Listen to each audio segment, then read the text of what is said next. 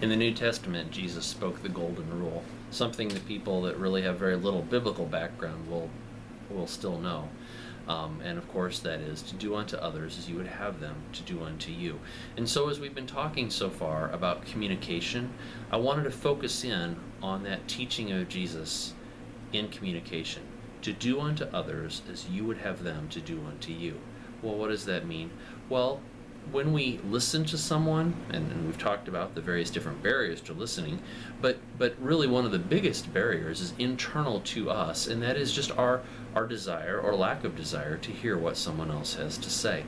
And so if we are interested in what we have to do or what we are reading or what we're thinking about more than we are about what the person is talking about, then we communicate something to them. And they may not get it. It's a possibility that if you are good at, or if I'm good at what I hide in terms of the not listening part of my communication. So my wife is talking to me and I'm nodding and smiling, but my mind is really somewhere else. I might actually get by with that. Probably won't, but I might.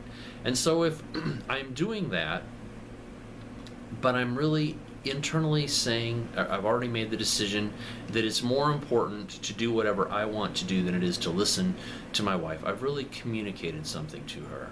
And that is that what she had to say right at that point didn't really matter very much. It wasn't important enough for me. I didn't value it as much as I valued my time.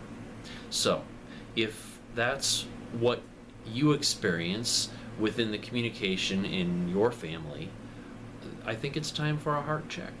You need to ask yourself some really tough questions. One of those is, who am I valuing in this marriage?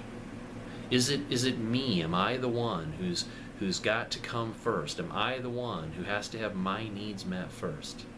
And if that's the case, and that's your attitude, a predominant attitude, chances are very good that the love tank, and a concept that various authors have talked about, where you have to put love in order for the spouse to have love to draw back out, well, the love tank will get empty pretty quick.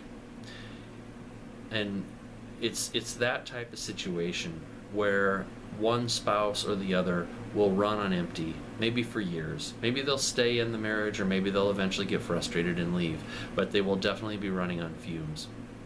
So why would we do that? Why would we get to the point in our relationship where we, in essence, conclude that the other spouse really doesn't have anything to say that is worth my time? Well, probably the biggest reason that we get there is because we're too focused on our own needs. And for the Christ follower, I'd like to say this. While there can be abusive situations, and it may be possible that you might be living with, you may be married to someone who is manipulative in some ways, there's also the chance that what's going on is that you are simply valuing yourself more than the other person. And Jesus was the one that taught us to love our neighbor as ourselves. And so if we can't follow that command with the person that we've married, we need to ask ourselves some tough questions. Who am I really? And who am I really following? Who am I really worshiping? Who is really the Lord of my life?